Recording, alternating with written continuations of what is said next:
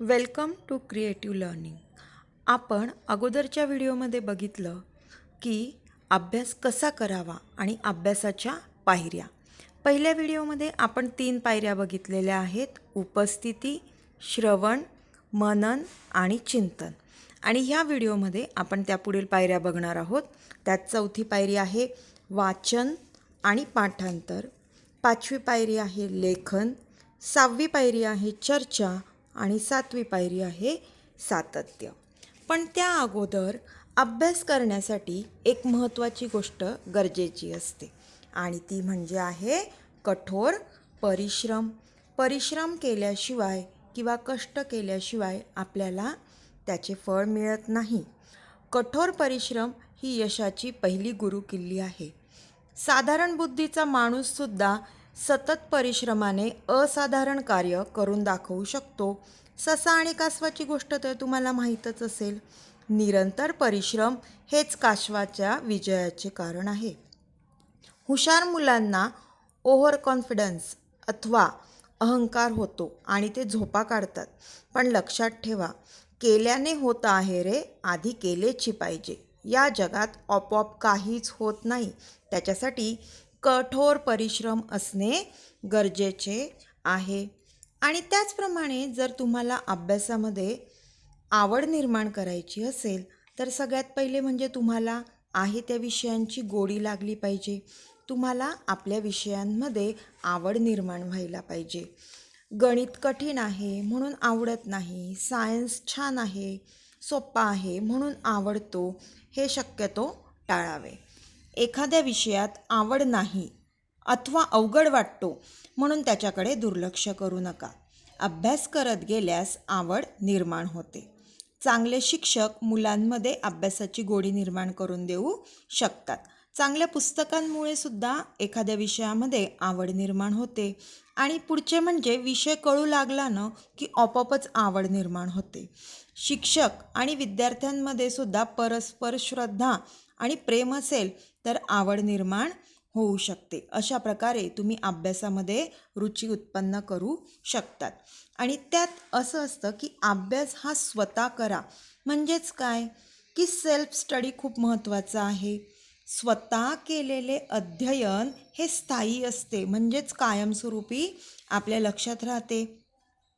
आता सध्या मुलं ट्युशनही लावतात, पण ट्युशन लावण्यापेक्षा जर तुम्ही सेल्फ स्टडी केला आहे तो विषय आपण आपल्या स्वतःच्या पद्धतीने जर समजून घेतला तर आपल्याला अभ्यास करणे सोपे जाते. आणि मग त्यातलं सोपं काय अवघड काय हेही आपल्याला कळतं. त्यामुळे अवघड भाग आपण आपल्या शिक्षकांकडनं पुन्हा रिव्हिजन करून घेऊ शकतो. अशा पद्धतीने आपण स्वतःच विषय समजून घेण्याचा प्रयत्न करावा. यामुळे विचार करण्याची सुद्धा शक्ती वाढते आणि आपली बुद्धीही वाढते. यासाठी बुद्धिबळ खेळणे फार चांगले असते. विचार करण्यास शिकणे हाच शिक्षणाचा मुख्य उद्देश आहे. आता आपण वळूया आपली चौथी पायरी म्हणजेच वाचन आणि पाठांतर. वाचन ही तर अभ्यासातली प्रमुख पायरी आहे. आपण असं ऐकलेलंच आहे की आपण ऐकलेलं विसरतो पण वाचलेलं कधीच विसरत नाही. ते आपल्याला आठवतंच. त्याच्यासाठी वाचन हे खूप महत्त्वाचे आहे. वाचनामुळे आपल्याला काय होत राहते की आपला जो विषय आहे तो आपल्याला आपल्याच पद्धतीने व्यवस्थित समजला जातो. त्यामुळे वाचन ही सुद्धा आपल्या अभ्यासातली एक पायरी आहे.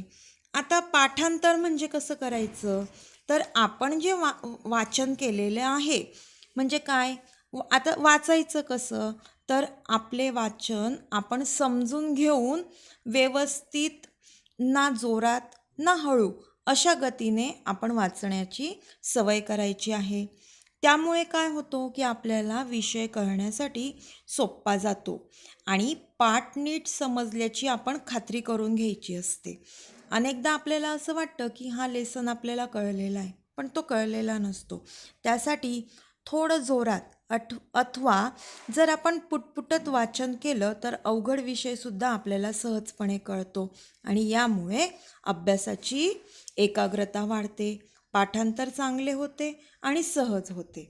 आता पाठांतर करायचे म्हणजे काय करायचं, की एखादा विषय नुसता घोकमपट्टीने करायचा का? तर नाही. आपण जे वाचलेले आहे ते आपल्याला आठवते आहे का व्यवस्थित?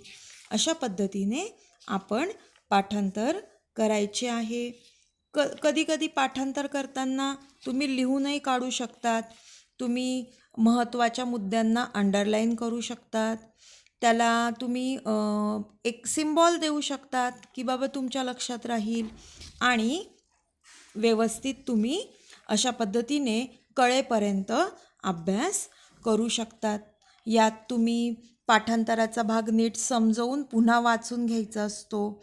त्यातील मुद्द्यांचा क्रम लक्षात ठेवायचा असतो आणि पुन्हा त्यातील वाक्यरचनेवर लक्ष द्यायचं असतं. मोठ्याने अगर पुटपुटीत तुम्ही आहे तो मथडा तुम्ही 5 ते 10 वेळा पुन्हा वाचू शकतात. पहिल्या दिवशी थोड्या वेळ वाचून ठेवावे आणि दुसऱ्या दिवशी प्रातःकाळी पाठांतर होईपर्यंत वाचत राहावे. याने काय होईल, तुमची स्मरणशक्ती वाढते. मधून डोळे बंद करून तुम्ही विषय आठवण्याचा प्रयत्न करा. थोड्या थोड्या वेळाने वा रोज आठवण्याचा प्रयत्न करा. त्यामुळे काय होईल की तुम्ही वाचलेले आहेत, पाठ केलेले आहेत ते तुम्ही विसरू शकणार नाही. ते सदैव आपल्या आठवणीमध्ये राहतं आणि अशा पद्धतीने तुमची स्मरणशक्ती वाढते आणि तुमचं पाठांतर होत असतं. आता जेवढे अधिक पाठांतर असेल तेवढे चांगले. त्या पद्धतीने आपण आपला जो लेसन आहे तो समजून घ्यायचा असतो आणि पाठांतर करून गेल्यास स्मरणशक्ती अजून वाढत जाते. म्हणजेच काय होतं, पाठांतराने परीक्षेमध्ये अधिक गुण मिळवता येतात. वेळेची बचत होते आणि पाठांतर करण्याचे टाळू नये. पाठांतर नेहमी पूरक ठरते आपल्याला. आता आपण पुढची आणि 5वी पायरी बघणार आहोत, ती म्हणजे लेखन. मग आता आपलं वाचून झालं, आपलं पाठांतर झालं, पण पाठ केलेला विषय आपल्याला नीट समजला आहे का नाही हे आपण लेखन करून बघायचे असते. आणि ह्या लेखनामध्येच मग आपल्याला सुंदर हस्ताक्षर देखील अपेक्षित असतं. त्यात आपण टिपाई काढू शकतो. म्हणजे पाठ पूर्ण वाचून नीट समजल्यावर त्या पाठातील महत्त्वपूर्ण भाग आपण थोडक्यामध्ये लिहून काढायचा. त्यांनाच आपण टिपा म्हणतो. आणि मग त्या सविस्तर टिपा किंवा शॉर्ट नोट्स म्हणून पण तुम्ही त्या काढू शकतात. आणि मग तुम्हाला तुमच्या भाषेत तुम्ही त्या लिहिल्यामुळे तुम्हाला त्या आठवण्यासाठी सोप्या जातात. त्यामुळे आपण अशा पद्धतीने लेखन करू शकतो. आता लेखनासाठी पण तुम्ही पाटी पेन्सिल वापरू शकतात. तुमची रफ नोटबुक असेल ती वापरू शकतात आणि तुम्ही बोर्डचा देखील वापर करू शकतात. आता याच्यासाठी मॅथ्स म्हणजे गणिताचे जे उदाहरणं आहेत ते सोडवण्यासाठी कंपल्सरी तुम्ही ब्लॅकबोर्डचा वापर करू शकतात. यामध्ये तुम्ही महत्त्वाची सूत्र असतील किंवा काही विशेष प्रश्न असतील, निबंध असतील, उतारे असतील, हे तुम्ही लिहून त्याचा अभ्यास करायचा असतो.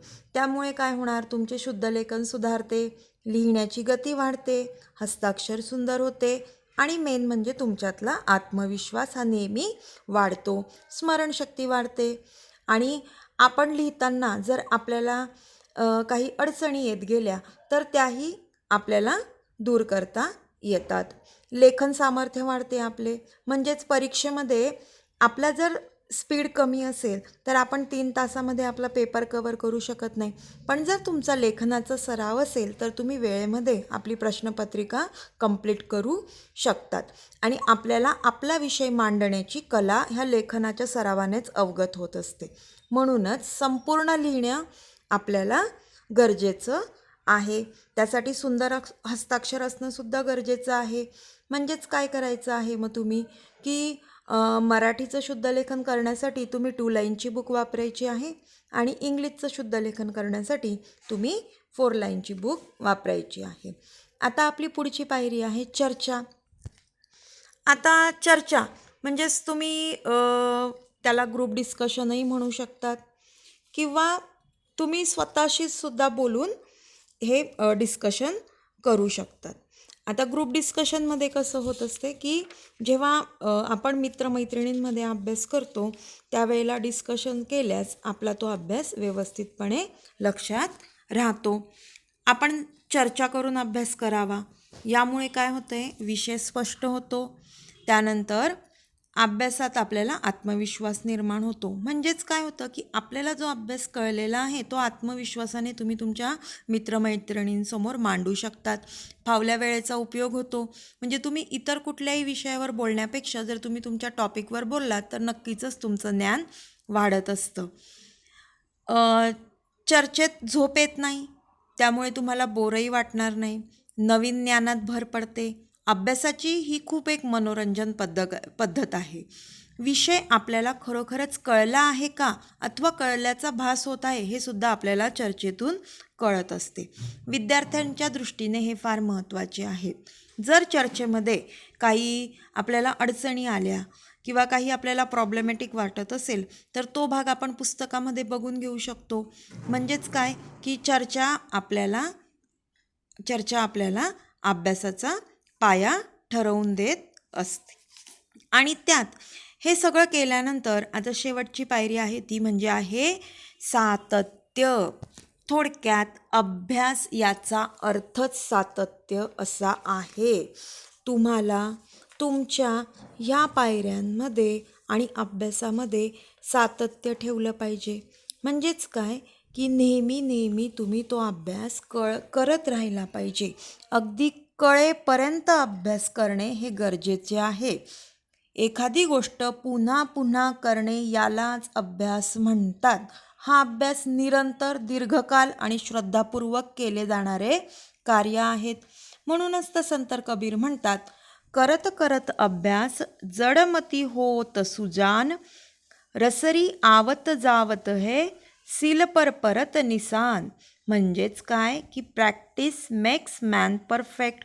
म्हणून कळले तर अभ्यास करावा असे नाही, परंतु कळेपर्यंत अभ्यास करावा. एखादी गोष्ट मला कळणारच नाही असे समजू नये किंवा असे समजून तिला टाळू देखील नये. एखाद्याला एक गोष्ट 5 वेळा वाचली की कळते, तर तीच गोष्ट एखाद्याला 25 वेळा वाचून कळते.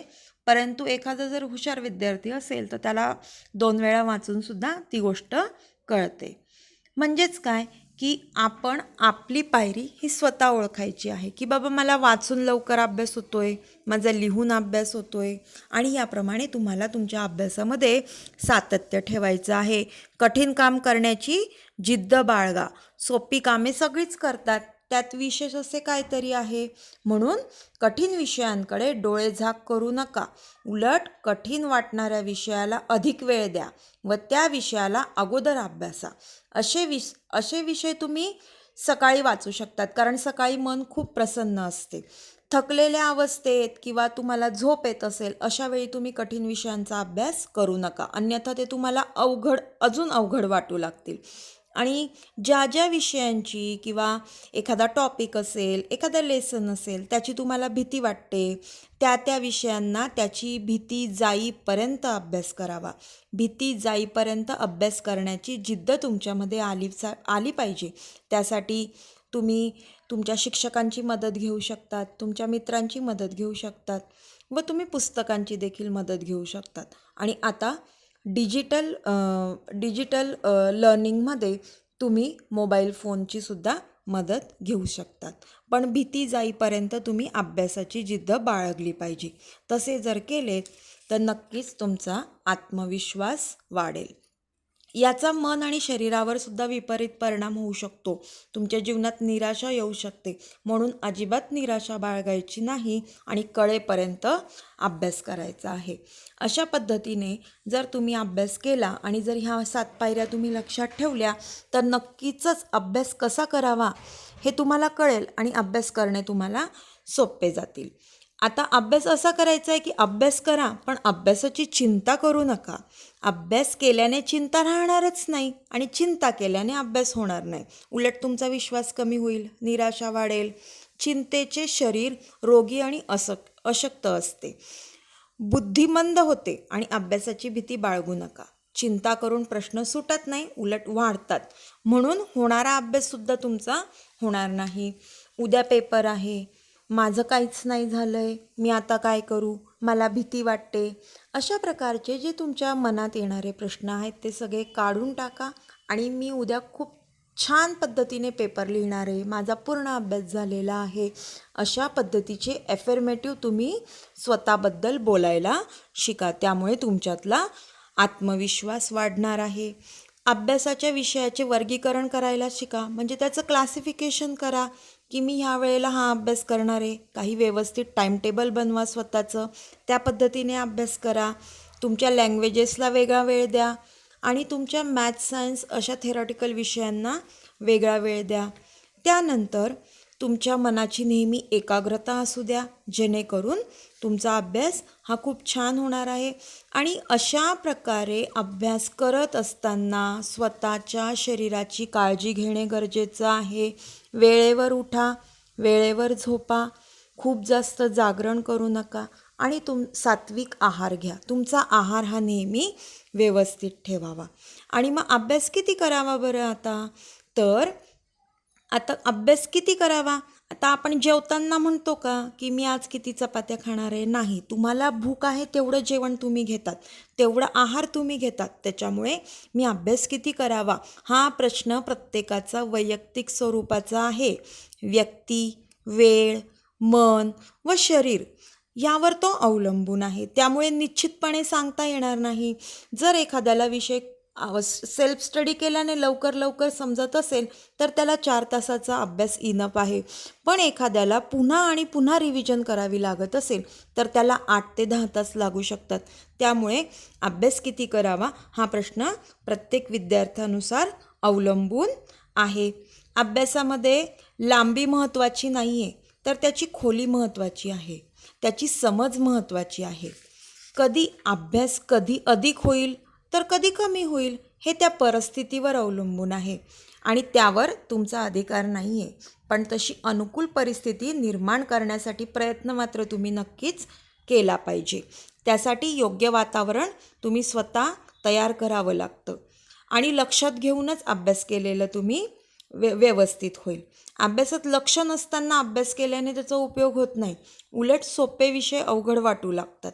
त्यासाठी काय करायचं आहे तर तुम्ही अभ्यासामध्ये लक्ष लागण्यासाठी तुमचं थोडीशी मनशांती म्हणजे मेडिटेशन खूप गरजेचे आहे.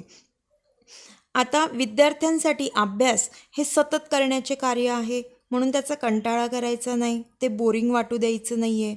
म्हणून मी वरचे पूर्ण उपाय तुम्हाला सांगितलेले आहेत. हा अभ्यासाचा कार्यक्रम केवळ एका दिवसापुरता, एका आठवड्यापुरता, एका महिन्यापुरता नसून हा तुम्ही जोपर्यंत शिकत आहात तोपर्यंतचा तुमचा कार्यक्रम आहे. म्हणून या सर्व गोष्टी लक्षात ठेवून जेवढा वेळ अभ्यास करणे शक्य होईल तेवढा वेळ अभ्यास तुम्ही करावा. त्यातूनच तुमचे सुंदर स्वप्न साकार होणार आहेत आणि प्रत्यक्ष करून तुम्हालाही ते बघायला मिळणार आहेत. आणि या पद्धतीने अभ्यास तुम्ही नक्कीच करा आणि मी त्यासाठी सरस्वती मातेकडे तुमच्यासाठी अवश्य प्रार्थना करेल. तुम्ही सगळे वेळात वेळ काढून हा व्हिडिओ बघितला त्याबद्दल सर्वांचे धन्यवाद. त्यासाठी पुढचे व्हिडिओ बघण्यासाठी माझ्या चॅनलला नक्कीच सबस्क्राईब करा. थँक्यू.